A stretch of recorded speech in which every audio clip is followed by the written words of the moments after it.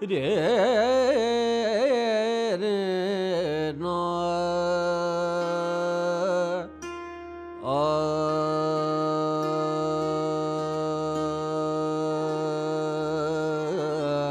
रे रे नो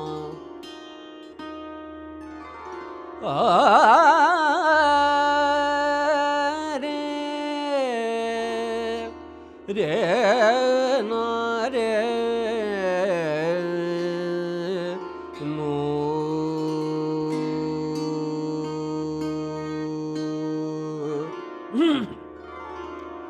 ओ न सो मोरे लगन लगी रे ओ न सो मोरे लगन लागी रे ओ न सो मोरे लगन लगी रे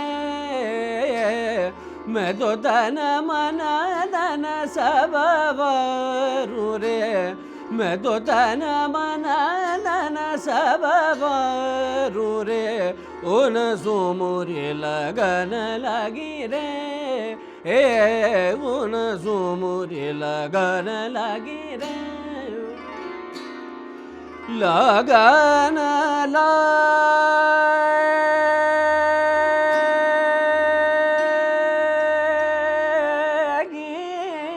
रे लगन लागे ओ न सो मोरे लगन लागे रे ओ न सो मोरे लगन लगी रे पावा गा गा बाबा नि दा गे ने दा नि रे दा नि दा बाबा नि दा गा म गे ने दा नि दा म गे ने दा नि दा गे ने दा नि रे दा नि दा म गा ओ न सो मोरे लगन लगी रे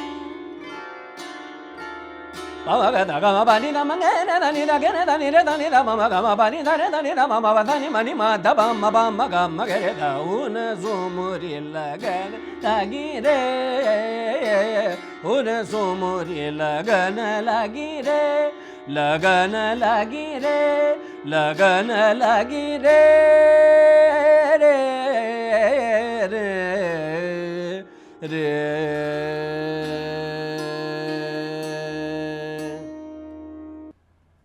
नमस्कार, वेलकम टू द स्वर्णिम शो। आज हमारा एक बहुत ही खास एपिसोड है क्योंकि आज हमारे साथ उस्ताद अमजद अली खान साहब जुड़े हैं। ये एक महान कलाकार हैं जिन्होंने देश विदेश में शास्त्रीय संगीत को ऊंचे मकाम तक पहुंचाया है। इन्होंने किराना संगीत अकेडमी की भी स्थापना करी है और एक बहुत ही प्रसिद्ध कलाकार हैं। बहुत बहुत नमस्कार सर। नमस्कार सर, आप हमारे साथ आज जुड़े हैं, हमारे लिए बहुत ही गर्व की बात है कि हमारा ये पॉडकास्ट इसी मिशन के साथ शुरू हुआ था कि हम अलग अलग आर्टिस्ट्स के साथ जुड़ें। और सर, आप हमारे साथ आज बैठे तो हमें ऐसा लग रहा है कि हम कुछ अच्छा कर रहे हैं कि आज आप हमारे साथ जुड़े हैं। ज़रा नवाजी है कि आपने मुझे बुलाया और मैं बहुत खुशकिस्मत हूँ कि आपने मुझे इनवाइट किया और मैं जिस भी लायक हूँ आपके लिए हाजिर हूँ। नहीं, बिल्कुल सर, ये तो आपका बड़प्पन है। और सर, मैं ये बात जानना चाहता हूँ आपसे कि मेरे को पता है कि आपके परिवार में संगीत की बहुत एक लीनियज रही है म्यूज़िक की हमेशा से।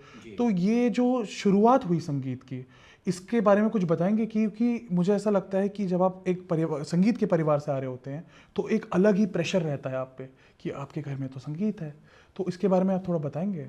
जब संगीत परिवार से आते हैं तो लोगों की एक्सपेक्टेशन ज़्यादा रहती है कि भाई जो लोग गा बजा रहे हैं उनसे कुछ ऐसा हटके, मतलब जो कि अलग अद्भुत हो, है ना। तो लोगों की एक्सपेक्टेशन रहती है, तो उसकी वजह से घर वाले पे प्रेशर करते हैं कि बेटा रियाज़ करो। रियाज़ तो वैसे करना ही चाहिए, करना भी पड़ता है, लेकिन कुछ ऐसा कि भाई जो भीड़ से अलग दिखाई दे, बिल्कुल। तो उसके लिए उस्तादों की सेवा करो, उनकी दुआएं लो, छोटे बड़ों का प्यार। तो ये मुझे लगता है कि मैं बहुत खुशकिस्मत हूँ कि मैं किराना घराना में पैदा हुआ।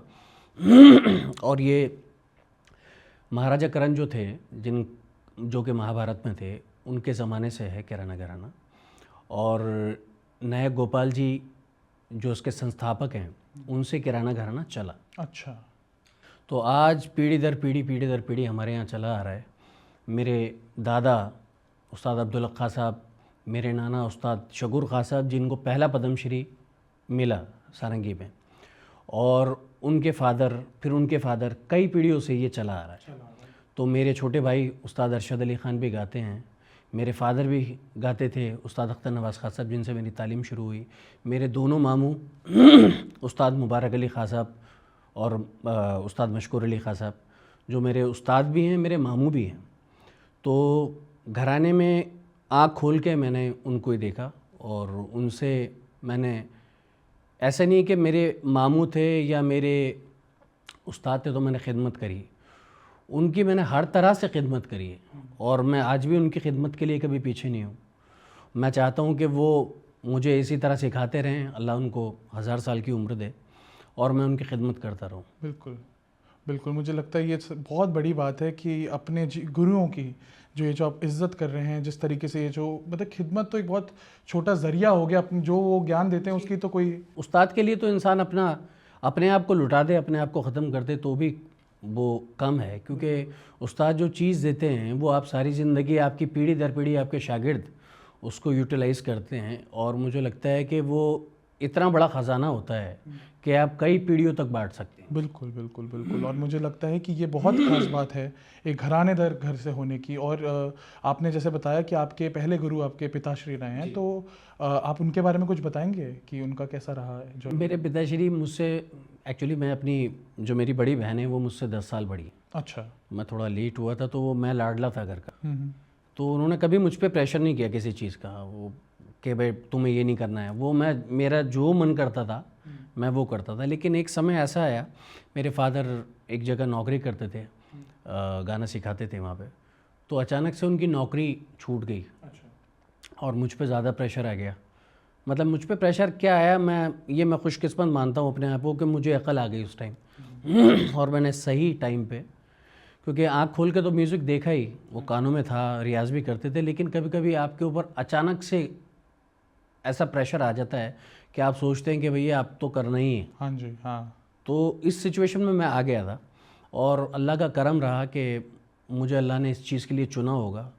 तो आज अल्लाह का करम है, मैंने उस ज़माने से लेके अब तक कभी पीछे मुड़ के नहीं देखा और इंशाल्लाह और आगे की दौड़ में हूँ और इंशाल्लाह आगे निकलूँगा। बिल्कुल बिल्कुल बिल्कुल सर, ये बहुत बड़ी बात आपने करी कि ये रिस्पॉन्सिबिलिटीज़ कई बार आपको ऐसा राह भी दे देती हैं बिल्कुल जो बिल्कुल बाद में लगता है कि शायद उसकी बहुत ज़रूरत थी। बहुत ज़रूरत थी और वो आने वाले कल के लिए, अच्छे कल के लिए हमें भगवान थोड़ा लड़खड़ाता है उसमें। बिल्कुल बिल्कुल बिल्कुल, ये बहुत बड़ी बात है। तो सर आपने जैसे बताया कि किराना घराना आपका एक, मतलब आपकी पूरी फैमिली लीनियज उससे आ रही है, तो किराने घराने के बारे में कुछ विशेषताएं बताएंगे हमें? देखिए, हर एक घराने का एक स्टाइल है गाने का। रामपुर सैसवान है, किराना घराना है, ग्वालियर घराना है, आगरा घराना है, पटियाला घराना है, बहुत सारे घराने हैं और सबकी एक विशेषता है गाने की, तो उनके स्टाइल से उसे जाना जाता है। लेकिन आजकल कुछ जगह पे ये देखा गया है, मैं जो आजकल देखता हूँ, लोग इंस्टाग्राम पे, फेसबुक पे भी बना के डाल देते हैं, लेकिन उसमें स्टाइल कहीं झलकता नहीं है। सबको ऐसा लगता है कि भाई तैयार भी गाना है और बस ज़्यादातर ऐसा है कि थोड़ा मिली जुली सरकार है। बिल्कुल सही बात ना, तो घराने की जो प्योरिटी है या उसका जो एक स्टाइल है ना, और इस घराने के अंदर सारी पॉजिटिविटी जो जितनी होनी थी, पॉजिटिव चीज़ें वो सब हैं इसके अंदर। इसके अंदर राग की बढ़त बहुत अच्छी है। अच्छा। और या तो मैंने अपने उस्ताद से जिस तरह सीखा है मैं उस तरह बता रहा हूँ। राग की प्योरिटी पे बहुत काम होता है, तान पे बहुत काम होता है, सरगम पे अलग, बिल्कुल आपको सरगम इससे और जो लोग गा रहे हैं उनसे बिल्कुल अलग मिलेगी। अच्छा। इसकी जो डिज़ाइन है वो बिल्कुल अलग मिलेगा। और इसके अलावा आवाज़ का लगाना है ना, आप अब्दुल करीम खान साहब को सुनेंगे तो उनका आवाज़ का लगाना आप देख लीजिए। उसी तरह हमारे उस्ताद से हमें मिला, जिनसे जो मेरे मामू हैं, उस्ताद मशकूर अली खान साहब, मुबारक अली खान साहब, मेरे फादर, तो उनसे मुझे इसी तरह मिला जैसे कि उन्होंने अपने बुज़ुर्गों से लिया था। मैं समझ रहा हूँ। तो ये जो पूरी जो ये मतलब मुझे लगता है कि ट्रेडिशन और ये जो लेगेसी जो चली आ रही है, इसको आपने संजो कर अपने साथ आगे बढ़ा रहे हैं आप। भाई कोशिश तो है। नहीं, हाँ नहीं सर, कोशिश नहीं, बहुत बखूबी निभा रहे हैं आप उस चीज़ को। मेहरबानी। और मतलब ये घराने से जुड़ी हुई बातें मुझे लगती हैं क्योंकि ये ट्रेडिशन और लेगेसी की बात है। बिल्कुल। और ये मतलब ये ऐसा नहीं है कि इसको आप बनावटी आजकल रील के ज़माने में कुछ भी बना के आप प्रस्तुत कर दीजिए। मुझे ऐसा लगता है कि आप जिस तरीके से बता रहे हैं कि उसकी जो राग की प्योरिटी है, इसकी बात आजकल कहाँ ही लोग कर रहे हैं। हाँ, मैं एक छोटा सा एक डिज़ाइन गा के बता रहा हूँ, मतलब एक फ्रेज है वो। बिल्कुल। द ब म ग म प नि सा नि नि द ब म ग म प म म गे रे ध नि सा म ग ब म द ब म ग ग म प नि द द नि द म गे रे ध नि द द प नि रे ध नि म प नि द सा ग म गे रे ध नि सा। ये हमारे उस्ताद का स्टाइल है। हाँ जी। और हमारे उस्ताद का स्टाइल इतना अलग है कि और जो डिज़ाइन करते हैं सरगम जी, को हाँ। वो डिज़ाइन बिल्कुल अलग है। हाँ। और वो इतने माशाल्लाह, अल्लाह उनको परवरदिगार जिंदा सलामत रखे, वो इतने काबिल उस्ताद हैं और काबिलियत उनकी इतनी अच्छी है कि किस शागिर्द को कब क्या कैसे सिखाना चाहिए, उसकी रेंज कैसे बढ़ेगी, आवाज़ का लगाने का अंदाज़ कैसे होना चाहिए, आवाज़ की गोलाई कैसे होगी, तो वो बखूबी जानते हैं आवाज़ की टेक्निक के आप आवाज़ को कैसे निकाला जाए, है ना, तीनों ऑक्टेव में कैसे गाया जाएगा, तीसरी सप्तक कैसे जाया जाएगा। तो ये मेरे उस्ताद में ख़ासियत है। और मेरे सभी उस्तादों में रही, मेरे फादर में, मेरे मामू दोनों, उस्ताद मुबारक अली खां साहब, मशकूर अली खां साहब। तो मैं बहुत भाग्यशाली मानता हूँ अपने आप को कि उनसे मैंने लिया और ले रहा हूँ। बिल्कुल। नहीं सर, ये बहुत बड़ी बात है और सर आपने इतनी बखूबी डेमोन्स्ट्रेट कर दिया कि कैसे, मतलब मुझे लगता है कि ये समझ जो एक घराने के साथ जो ट्रेडिशन के जुड़ने की आती है ना, इसकी बात ही कुछ अलग होती है। और सर इसी के साथ मैं एक और बात पे थोड़ा अमल करना चाहूँगा, वो है कि इसमें मैंने पढ़ा था आपके बारे में कि आप मीरखंड टेक्निक में काफ़ी माहिर हैं, तो उसके बारे में कुछ समझाएंगे कि क्या होता है? मैं अपने आप को मीरखंड का माहिर तो नहीं समझता, लेकिन हाँ इसमें कोई दो राय नहीं है कि मैंने अपने उस्ताद से लिया और मैं ले रहा हूँ। संपूर्ण राग में मीरखंड ज़्यादा यूज़ होता है। जैसे कि सा रे ग म रे सा म सा रे ग म रे सा रे ग रे ग म ब ग रे प रे ग म ब ग रे ग म ग म प द म ग द ग म प द म ग म प। अब ये तीसरी सब तक भी जा सकता है ना, और ये मिडिल ऑक्टेव तक भी जा सकता है। बिल्कुल मध्य से।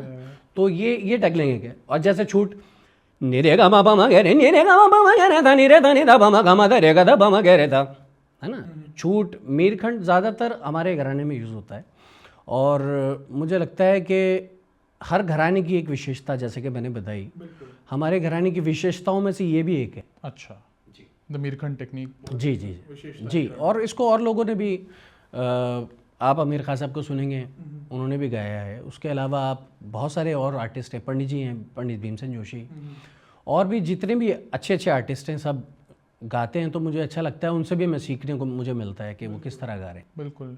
नहीं सर, ये हर एक आर्टिस्ट की एक अदा होती है, तो आपने इसको बखूबी एक निभाया इस समय। और सर मैं इसी से आपसे एक दरख्वास्त करना चाहूँगा कि एक हमारे एक ऑडियंसेस के लिए आप कुछ थोड़ा सा सुनाएंगे तो बड़ा अच्छा लगता। जे रे रे ना रे ना आ रे रे रे रे रे ना रे रे नु रे रे रे रे ना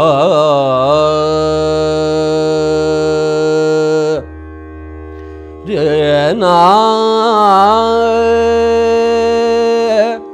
आ रे रे ना रे रे रे रे नु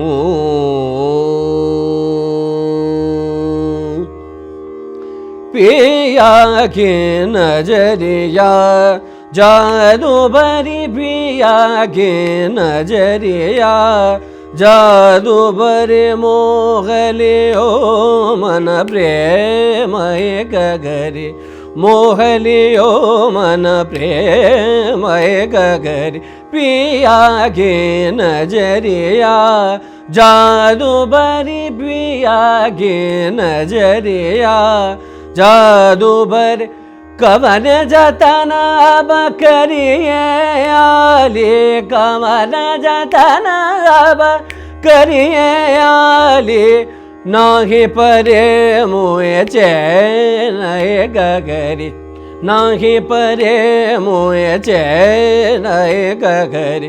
पिया की नजरिया जादू भरी, पिया की नजरिया नजरिया नजरिया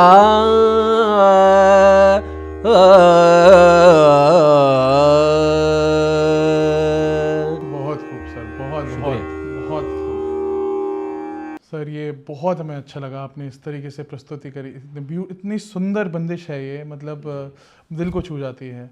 और मैं आपसे ये अनुरोध करना चाहूँगा कि आप ऑडियंसेस को एक बार ज़रूर बताइए कि जब आप देश विदेश जाते हैं क्लासिकल संगीत को लेके तो उसकी कितनी एक्सेप्टेंस मिलती है बाहर। हमारे संगीत के शास्त्रीय संगीत को बहुत बार आजकल की जनरेशन हल्के में ले लेती है कि अरे ये तो मतलब इसमें ताने आलाप होती हैं, पर उसकी कितनी वाइब्रेंस है और कितना ही एक्सेप्टेबल है वो बाहर के ऑडियंसेस के लिए, उसके बारे में आप थोड़ा सा बताएंगे। देखिए, बाहर की ऑडियंस मुझे लगता है कि बड़े सुकून से, बहुत तहजीब से सीखती है गाना बजाना, और मुझे लगता है कि इतने सलाहियत से क्लासिकल म्यूज़िक कहीं नहीं सुना जाता। अच्छा। और बहुत इत्मीनान से सुना जाता है उसको, है ना। तो आजकल के दौर में मतलब थोड़ा यूट्यूब का ज़माना आ गया, थोड़ा सा अलग अलग अंदाज से लोग समझते हैं कि बहुत ज़्यादा डिफ़िकल्ट हो गया, लेकिन तारीफ़ यही है, उस्तादी यही है कि बहुत टेढ़ी चीज़ को बहुत आसानी से टेक्निक से बताया जाए। बिल्कुल। तो ये तारीफ़ है, ये उस्तादी है। तो मुझे लगता है कि ये बड़ी एक अलग चीज़ है जो कि और चीज़ों से बहुत ज़्यादा अलग है। बिल्कुल नहीं सर, ये बहुत अपने बड़ी बात बताई, और मतलब ये मुझे लगता है कि आज के जनरेशन को ये मैसेज जाना भी चाहिए कि ये एक आज भी ऐसी समझने और सोचने समझने वाली और करने वाली चीज़ है। ये ऐसा नहीं है कि इसको हल्के में लिया जा सकता। जी बिल्कुल, बिल्कुल सही बात है। बिल्कुल। तो सर इसी से हम आगे बढ़ेंगे कि आपका किराना घराना म्यूज़िक एकेडमी भी है, तो सर परफॉर्मेंस एक अलग बात हो गई, बट जब आप सिखाने पे आए तो आपको क्या सबसे पहली बात अलग लगी इसमें सिखाने वाले एंगल पे? देखिए, उत्तम गाना, मध्यम बजाना, और एक और वर्ड है वो मैं नहीं बोलूँगा, लोग थोड़ा सा अटपटा जाते हैं, उसको अटपटा लफ्ज़ है। उत्तम गाना, मध्यम बजाना, लेकिन पहले के बुजुर्ग कहते थे निखद नाचना बिकट बताना। तो ये सच बात है बिल्कुल, क्योंकि किसी को अपने टेक्निक से समझाना, उसके गले में वो चीज़ पहुँचाना, दिस इज़ टू डिफ़िकल्ट। और उस्ताद इस ढंग का होना चाहिए जैसे कि डॉक्टर। हाँ। वो आपकी नब्ज़ देखे और आपको कितनी दवा कौन से टाइम कैसी देनी है, वो उस्ताद में वो होनी चाहिए काबिलियत, तो वो उस्ताद है। बिल्कुल, है ना। बिल्कुल बिल्कुल। अब पता लगा आपको दवा तो कुछ और दे दी और मर्ज कोई और है, तो वो गड़बड़ है। बिल्कुल सही बात है ना। तो उस्ताद में एक काबिलियत होनी चाहिए मुझे लगता है, तो वो उस्ताद है। हाँ। तो ये गाना बजाना मुझे लगता है कि इसमें 3 चीज़ें बड़ी भाग्यशाली है जो जिन इंसान को मिल जाती है। एक अच्छी नौकरी, एक अच्छी वाइफ और एक अच्छा उस्ताद, जिसमें सबसे पहले उस्ताद है। सही बात है, सही बात है। मुझे लगता है जीवन का वो राह जब तक नहीं बनेगी तब तक बाकी सबका मूल्य नहीं है। कहा गया है ना, गुरुर ब्रह्मा गुरुर विष्णु गुरुर देव। बिल्कुल बिल्कुल। तो ये बिल्कुल सच है। और क्लासिकल म्यूज़िक लोग बड़ा सोचते हैं, यार भैया क्लासिकल म्यूज़िक बड़ा बोरिंग है, ये ऐसे नहीं हम। लेकिन क्लासिकल म्यूज़िक जो लोग समझ जाते हैं ना, जिन्हें समझ हो जाती है उस चीज़ की, फिर उसके अलावा फिर वो कुछ अच्छा नहीं, मतलब मन को नहीं भाता। हाँ, तो आप भगवान शिव के ज़माने से लगा लीजिए, जो सुर जो है वो बहुत बड़ी चीज़ है। बिल्कुल। है ना। आप चाहे भगवान कृष्ण की आप फ्लूट सुन लीजिए, बिल्कुल, तो भी इतने सुर में है, या हज़रत बिलाल की अजान सुन लीजिए तो भी इतने सुर में। बिल्कुल। सुर जो है वो बहुत बड़ी चीज़ है ना। जब इंसान को उसकी अकल आ जाती है तो उसको सुकून महसूस होता है। उसके बाद वो क्लासिकल म्यूज़िक जो एक ऐसी चीज़ है जिसको हम लोग सोचते हैं कि भैया बड़ा बोरिंग है, बड़ा टेढ़ा है, उसको सुनने के बाद आदमी की समझ 4 गुना काम करती है। बिल्कुल, ये बहुत बड़ी बात है सर। मतलब वो कहते हैं ना कि कहा गया है ना कि सुर ही परमात्मा है, और वो ही ये समझते, जब तक ये समझ आती है तब तक कहानी बहुत लोगों की वहीं तक समाप्त हो जाती है। जब तक ये समझ बने बिल्कुल तब तक उससे पहले ही लोग उसको छोड़ देते हैं। तो ये बात सर बहुत अपने अच्छी बताई है कि ये एक बार समझ आ जाए फिर इसके पार कुछ नहीं है। ये जुड़ने का मतलब मुझे परवैदिकार से जुड़ने का सबसे पहला माध्यम है। तो सर हम इसी से एक बात और जुड़ी मुझे ऐसे बहुत जो ज़रूरी लगती है कि आजकल हम संगीत की बात तो कर ही रहे हैं, पर इमोशन और टेक्निक की एक बात आती है कि कई बार ना इमोशन से ज़्यादा आजकल टेक्निक पे भी बड़ा ध्यान दिया जाता है कि ऐसे गाओ, ये तरीका है। मेरे को लगता है वो तालीम भी ज़रूरी है, आपको आना चाहिए कि किस तरीके से सुर लगाना होता है, किस तरीके से उसको समझना होता है। पर सर आपके मायने में क्या इमोशन की ज़्यादा वैल्यू रहती है या टेक्निक ही? इमोशन, फीलिंग बिल्कुल। हर राग में फीलिंग है, लेकिन डिपेंड ये करता है कि आप किन से सीख रहे हैं, आप किस तरह गा रहे हैं, है ना। एक गाना वो भी है जो लोग अताउल्ला का गाना सुनते हैं, और एक गाना वो भी है जो लता मंगेशकर और आशा भोसले का सुनते हैं, रफ़ी साहब का सुनते हैं। तो वो जब तक आप सुनेंगे नहीं, तो उस चीज़ को अपने अंदर समा नहीं पाएंगे आप, है ना। तो तभी फीलिंग आ पाएगी। मुझे लगता है कि सुर लगाने की फीलिंग, सरगम की फीलिंग, है ना, अंदाज जो है ना, वही तो फीलिंग है सारा। तो मुझे लगता है कि जो आपकी तालीम एक अच्छे उस्ताद से हुई है और जो उन्होंने आपको बताया कि बेटा सुर को इस अंदाज से भी लगा सकते हैं, निशाद इस अंदाज से भी लगा सकते हैं, टीप किस अंदाज से लगेगी, तो अलग अलग तरीके, वही फीलिंग है सारी, हाँ जी, है ना। वो फिल्मी गाने में भी फीलिंग आ गई, वो शबद में भी फीलिंग आ गई, वो कीर्तन में भी आ गई, कव्वाली, गज़ल, XYZ, पूरा ब्रह्मांड उसमें समा गया। बिल्कुल। तो मतलब वो फीलिंग ही है जो उसको चला रही है। That was very important. जो आप राग गा रहे हैं या फिल्मी गाना गा रहे हैं, शब्द गा रहे हैं, भजन गा रहे हैं, जब तक आप फीलिंग से नहीं सुर को या लिरिक्स को बोल रहे हैं, तो मुझे नहीं लगता कि उसमें सामने वाले के ऊपर असर बैठेगा। बिल्कुल बिल्कुल, वो फीलिंग ही है जो आपको सामने वाले से जोड़ देती है। बेशक बेशक। बिल्कुल बिल्कुल सर, ये बहुत इंपॉर्टेंट बात है। और सर मैं एक बात और ज़रूर इसी से जुड़ी हुई एक और बात आपसे पूछना चाहता हूँ कि आपके नज़रिए से सबसे बड़ा मिसकंसेप्शन क्या है संगीत के बारे में, क्लासिकल संगीत के बारे में खासकर? आपके हिसाब से क्या ऐसा एक जो लोग आज तक समझ नहीं पाए हैं बहुत अच्छे से संगीत के बारे में? देखिए, मैंने तो इतना ही समझा है कि क्लासिकल बहुत बड़ी चीज़ है, और क्लासिकल जिसको आ जाए उसने पिछले कई जन्मों में बहुत पुण्य का काम किया होगा कि उसको क्लासिकल सीकर बनाया। ख़ासकर मैं पहले अपने आप को रखता हूँ इसके अंदर। लेकिन लोगों की सोच है, और लोगों की सोच जो है टाइम टू टाइम डेवलप होती है। उसमें कुछ लोग अच्छा भी सोचते हैं, कुछ लोग उसमें बुरा भी सोचते हैं, और कुछ लोग डर के मारे उसको छोड़ भी दे रहे हैं। लेकिन ये समझ की बात है, जब आप आधा घंटा 20 मिनट तानपुरा सुन के आंखें बंद करके सुनेंगे तो आपको उसमें आनंद आने लगेगा, एक अलग सोच हो जाएगी, अलग फीलिंग हो जाएगी, है ना। बिल्कुल। तो वो 4 गुना हो जाएगा, है ना। तो ये बड़ी बात है। बड़ी बात है जी। नहीं सर, ये बहुत अच्छी बात आपने इस तरीके से समझा रहे हैं आप कि ये सब्र का भी बहुत काम है इसमें, बहुत बहुत सब्र है। और मुझे लगता है कि एक बार सब्र जब आ गया तो ये वाली भी समझ आ जाती है। जी बेशक। तो सर इसी से मैं, आपने भी इतने सारे गानों के प्रकार मेंशन करे, तो मेरे को पता है कि आप गज़ल ठुमरी ये भी गाते हैं। तो मैं आपसे एक दरख्वास्त करूँगा कि आप कोई भी गज़ल ठुमरी हमारे और दर्शकों के लिए सुना सकते हैं तो बहुत अच्छा लगेगा।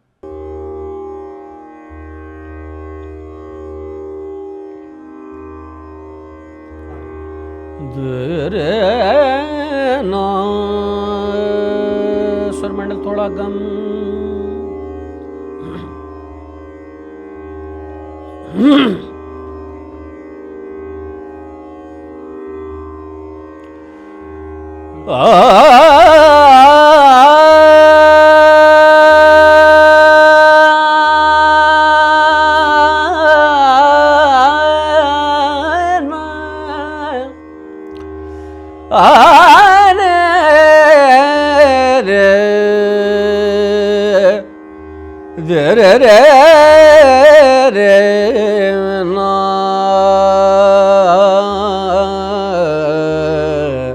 रे ना रे नो सवरिया कर मन बानी सवरिया कर मन मानी मोरी एक न मानी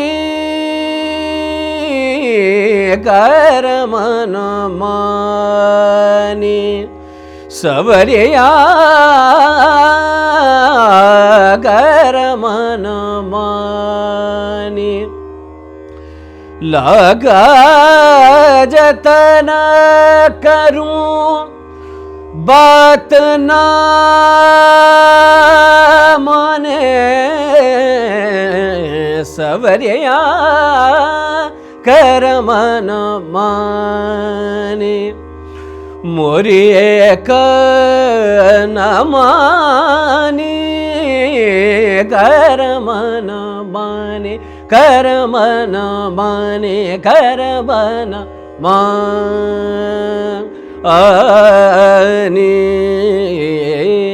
रे।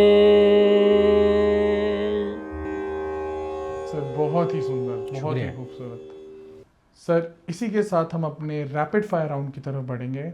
ये हमारा एक ऐसा राउंड होता है जिसमें हम आपसे छोटे छोटे सवाल पूछेंगे और जी। आप के दिमाग में जो भी पहले शब्द में जवाब आए आप दे सकते हैं, और अगर आपको लगता है कि कोई सवाल को समझाना चाहिए जी। आप वो भी कर सकते हैं। प्लीज़। तो हम बढ़ते हैं अपने रैपिड फायर राउंड की तरफ। हाँ जी सर, तो वक्त है हमारे रैपिड फायर राउंड के लिए।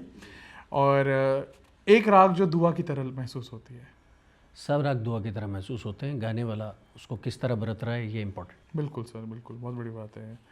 एक राग जो आप हमेशा गा सकते हैं। पूरी धनाशी जी, टूड़ी। पूरी तरह श्री तोड़ी, क्या बात है। मॉर्निंग रियाज या रात का रियाज? जिस समय टाइम मिल जाए वही टाइम रियाज का है। बिल्कुल सही बात है। एक संगीतकार जिसको आप बहुत एडमायर करते हैं। मेरे उस्ताद। आपके उस्ताद। और चाय या कॉफ़ी? कॉफ़ी। कॉफ़ी, ठीक है। तानपुरा या harmonium? Tanpura. Tanpura. Favourite concert करने के लिए कौन सा शहर है आपका? पुणे। पुणे, क्या बात है। Raga that scares you? It's too difficult question. क्या बात है, ओके। गज़ल या ख्याल? ख्याल। ख्याल। एक शब्द संगीत के लिए? मुश्किल है। मुश्किल है, ठीक है। अगर रागों का रंग होते अलग अलग तो यमन कौन से राग का कलर का होता? मुझे लगता है कि सफ़ेद होता है, सब कुछ क्लीन है इसमें। बिल्कुल सही बात है। अगर संगीत एक जगह होती तो कौन सी जगह होती? संगीत एक जगह होती तो मुझे लगता है कि वो स्वर्ग होता। एक ऐसी चीज़ जो नए संगीतकारों को नहीं करनी चाहिए?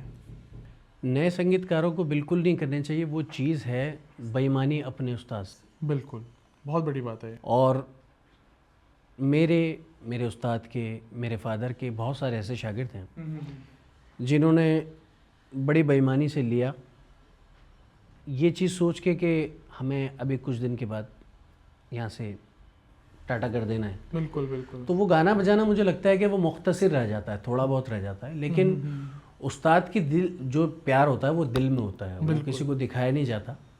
और उस्ताद की सेवा सारी ज़िंदगी भी करे तो कम है, और हमने तो बचपन से करी है और आज भी कर रहे हैं, और जब तक जीते रहेंगे करते रहेंगे। बिल्कुल। तो कोशिश ये है कि ईमानदारी से सीखें और ईमानदारी से सिखाएं। तो आज हम जो कुछ भी हैं, मेरे फादर, मेरे मामू, मेरी फैमिली की बदौलत हूँ मैं। और मुझे लगता है कि यही चीज़ मैं आगे अपने शागिर्दों को भी देता हूँ। मेरे अभी दिल्ली में मेरी किराना घराना म्यूज़िक एकेडमी है जिसमें कोई 30-35 बच्चे हैं, और उसमें से 12-15 बच्चे ऐसे हैं जो कि बिल्कुल फ्री में सीखते हैं। किसी के फादर बाहर रोड बना रहे हैं, किसी के फादर बाहर ठेली पे कुछ कर रहे हैं, लेकिन उनके बच्चे बहुत टैलेंटेड हैं, तो उनको बिल्कुल मैं फ्री ऑफ कॉस्ट सिखाता हूँ। उनसे मैं 1 रुपया भी नहीं लेता। बहुत बड़ी बात है। और जिनको जो देने वाले हैं, जो मुझे पैसे देते हैं, उनको मैं उसी तरह सिखाता हूँ जैसे कि सिखाना होता है। बिल्कुल। तो मुझे लगता है कि जिस तरह मैंने ईमानदारी से लिया और ले रहा हूँ, उतनी ईमानदारी से दूँ आगे शागिर्दों। मेरे बहुत सारे शागिर्द हैं और बहुत अच्छे हैं सारे, है ना, क्योंकि मैंने बड़ी ईमानदारी से अपने उस्ताद से लिया।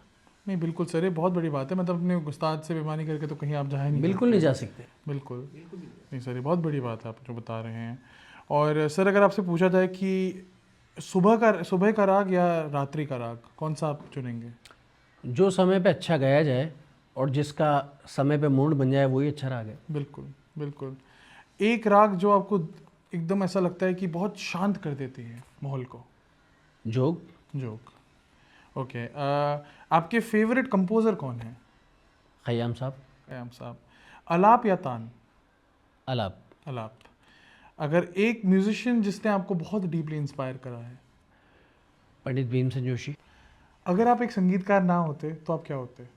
मैं एक अच्छा क्रिकेटर होता। क्रिकेटर, अच्छा। तो सर एक ऐसा शहर जिसके ऑडियंसेस ने आपको चौंका दिया हो?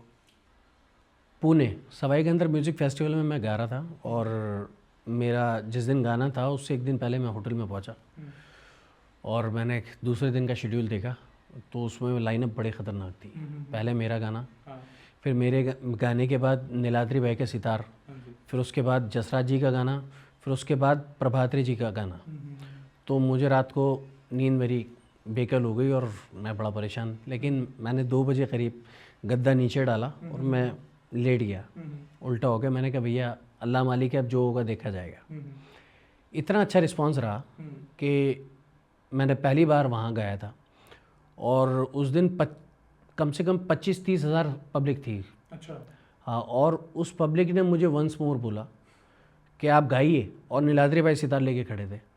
तो मुझे लगता है कि मेरी खुशकिस्मती है कि वहाँ की ऑडियंस ने इतना प्यार दिया। और वो एक फेस्टिवल ऐसा है कि वहाँ जो आर्टिस्ट गाने जाते हैं, बड़ा रियाज़ करके उनको जाना पड़ता है। मैं भी गया हूँ, क्योंकि वो सुनने वाले भी सारे आर्टिस्ट होते हैं। बिल्कुल बिल्कुल और अच्छे आर्टिस्ट होते हैं सारे, बिल्कुल। है ना। तो बहुत कम जगह ऐसी है जहाँ आर्टिस्ट भी बैठ के सुनते हैं। बिल्कुल सही बात है ना। और बहुत बड़ी बात है। मुझे लगता है कि जब आप ऑडियंस में आपको पता है कि लोगों को समझ है, बिल्कुल, तब गाने का बहुत फर्क होता है। बहुत फ़र्क होता है। जहाँ की आपको पता है कि ऑडियंस शायद इतना नहीं समझती है। मैं अपने आप को बहुत लक्की समझता हूँ कि मैंने अल्लाह के करम से पुणे का सवाई गंधर्व म्यूज़िक फेस्टिवल, अभी मैं उज़्बेकिस्तान गया था मकाम इंटरनेशनल आर्ट फेस्टिवल के अंदर, तो उसमें 80 कंट्रियाँ एक साथ परफॉर्म कर रही थी। अच्छा। तो मैंने हिंदुस्तान को सेकंड उसके अंदर दिलाया और मैंने गाया, तो मुझे सेकंड हिंदुस्तान को मिला मेरे ज़रिए।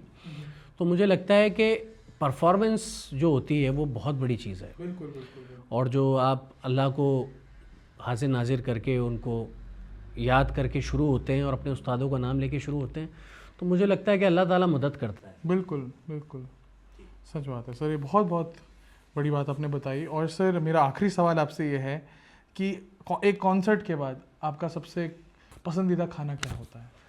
मटन नारी। अरे क्या बात है, मटन नारी तो चीज़ ही ऐसी है। बहुत ही सर, बहुत ही उम्दा सर। और इसी के साथ हम आज के रैपिड फायर राउंड के अंत पर आ चुके हैं। और सर मेरी आपसे एक दरख्वास्त है कि हमारा जो नेक्स्ट सेगमेंट है उसे हम कहते हैं गेस द राग।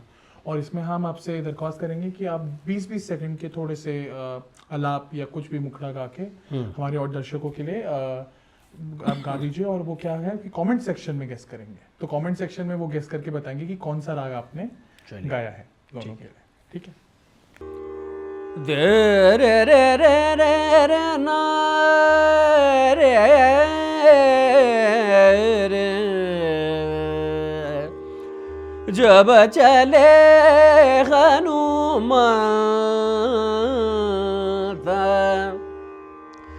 बलवंत योधा,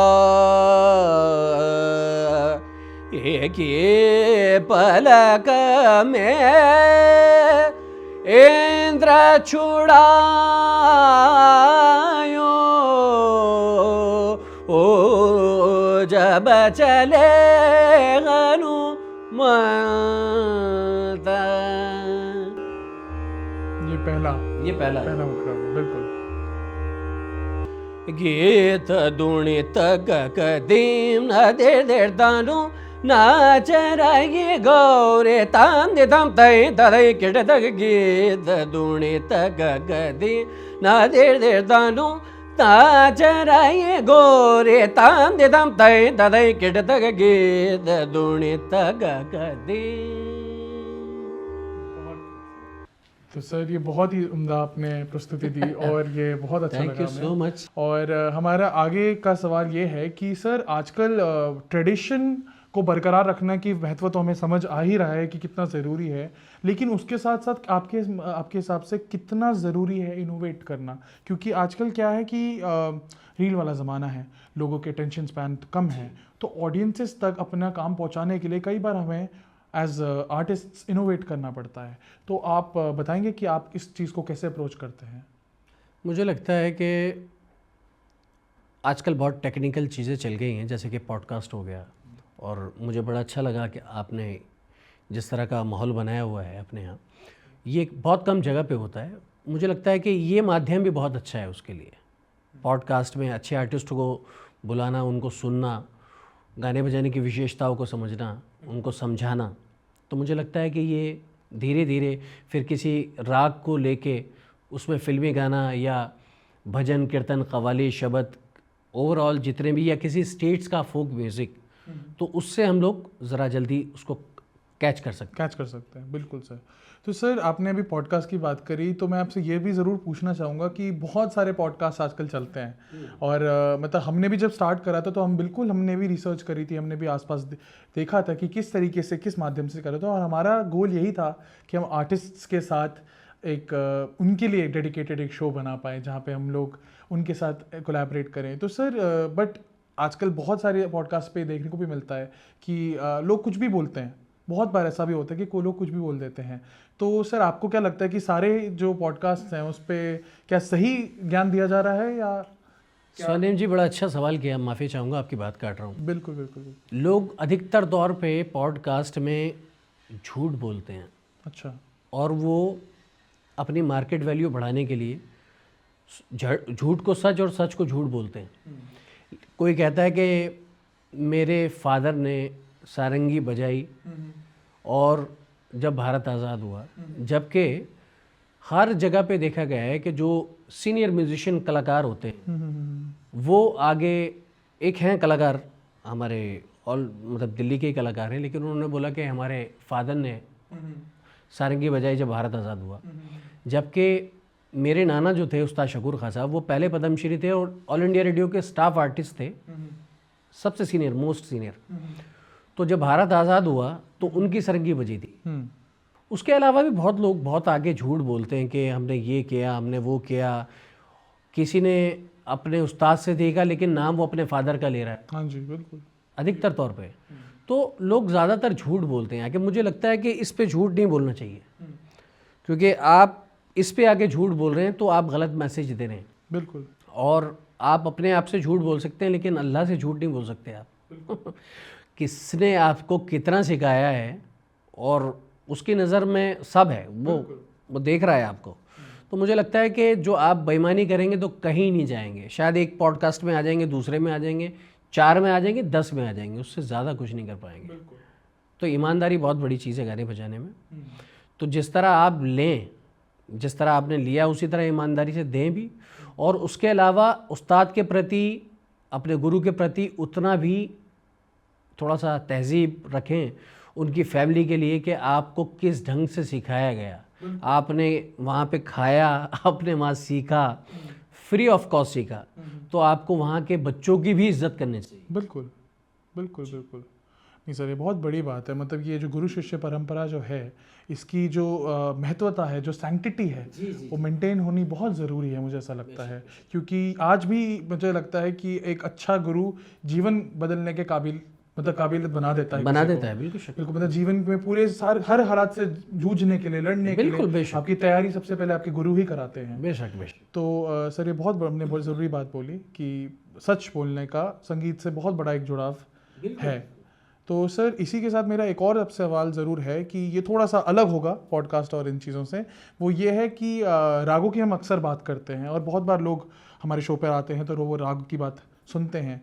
तो रागों की मैं रूहदारी की बात ज़रूर करना चाहता हूँ कि जो पर्सनालिटी होती है रागों की, अगर वो कोई आम जनता समझना चाहे कि रागों की ये रूहदारी क्या होता है, किस तरीके से ये लोग समझें इसको, तो आप बताएंगे हमें कि कैसे इसको? देखिए, मैंने स्पीक में के 25 साल से कर रहा हूँ। अच्छा। 20 साल से। लेकिन वहाँ पे मैंने बहुत कुछ सीखा है उस जगह से। कभी कभी ऐसा होता है कि उसमें गाने बजाने को लोग बिल्कुल नहीं जानते, वो बच्चे। अब वो कोई बच्चा इधर गिर रहा है, कोई उधर गिर रहा है, आप क्लासिकल उनको क्या बताएंगे, लेकिन उनको हमें कहीं ना कहीं कनेक्ट करना पड़ता है। हाँ जी बिल्कुल। मिसाल के तौर पे एक गाना है, लकड़ी की काड़ी काड़ी पे घो, अब वो किस राग में है ना? या उसके अलावा और भी बहुत सारे ऐसे राग हैं जो कि बच्चों को बहुत पसंद है। बिल्कुल। तो उनको एक लाइन गा के हम बता सकते हैं कि बेटा ये राग है और इससे इसके ये स्वर हैं, है ना? उनको कनेक्ट करना पड़ेगा अपनी तरफ। जब तक आप उनको कनेक्ट नहीं करेंगे तो वो कनेक्ट नहीं हो पाएगा। और आप उनके सामने पूरा राग गा दीजिए, चाहे मारवा गा दीजिए, दरबारी पूरिया गा दीजिए, कुछ भी, वो आपके पल्ले नहीं पड़ेगा। ना उनके पल्ले पड़ेगा, ना आपके पल्ले पड़ेगा कि वो कर क्या रहे हैं, है ना? तो काबिलियत जो है ये भी उस्ताद ही बताते हैं आपको। बिल्कुल बिल्कुल। और बच्चों के लेवल पे जाना पड़ता है, उनके लेवल पे जाके उनको बताना पड़ता है। बिल्कुल बिल्कुल। तो वो सीख पाते हैं, आपसे कनेक्ट हो पाते हैं। बिल्कुल बिल्कुल। तो मैंने बहुत कुछ सीखा है उनसे। नहीं सर, ये बहुत बड़ी बात आपने बताई। और सर मैं ये भी जानना चाहूँगा कि आपने अभी बच्चों की बात करी और कैसे आप उनको गाइडेंस देते हैं जी। तो अगर आपसे मैं पूछूं कि सर आपका क्या मैसेज होगा यंग यूथ बच्चों को, जो लोग अभी स्टार्ट करना चाहते हैं संगीत में अपनी जर्नी, देखिए, मैं यही चाहूँगा कि ईमानदारी रखें सबसे पहले तो अपने उस्ताद के प्रति, बिल्कुल, अपने फादर मदर के प्रति, अपनी वाइफ के प्रति। और मुझे लगता है ईमानदारी जो है वो बेड़ा पार करती है हर लेवल पे। आप गाना बजाना ले लीजिए, पढ़ाई ले लीजिए, XYZ कुछ भी ले लीजिए। और एजुकेशन, ये एंटरटेनमेंट का पार्ट तो है ही, लेकिन ये एजुकेशन है। हाँ, सही बात है। कैलकुलेशन है तबले में सारी, बिल्कुल। सुरों की कैलकुलेशन है, मीरखंड के जितने पलटे हैं छोटे बड़े उनमें कैलकुलेशन है। हाँ जी। है ना। तानों में कैलकुलेशन है। आप 3 ताल देख लीजिए, जपताल देख लीजिए, रूपक देख लीजिए, तो वो सब कैलकुलेशन है। हाँ जी।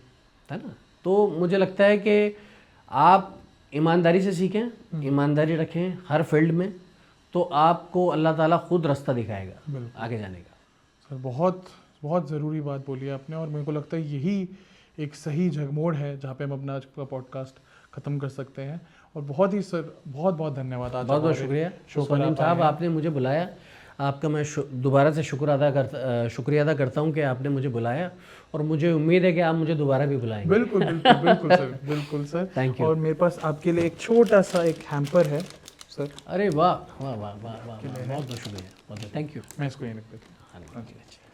तो सर, हमारी एक और आपसे दरख्वास्त है कि आप हमारे ऑडियंसेस को बताइए एक बार, to like share and subscribe हमारे शो से, जाकि वो जुड़ें और नए नए आर्टिस्ट से जुड़ पाएँ वो भी।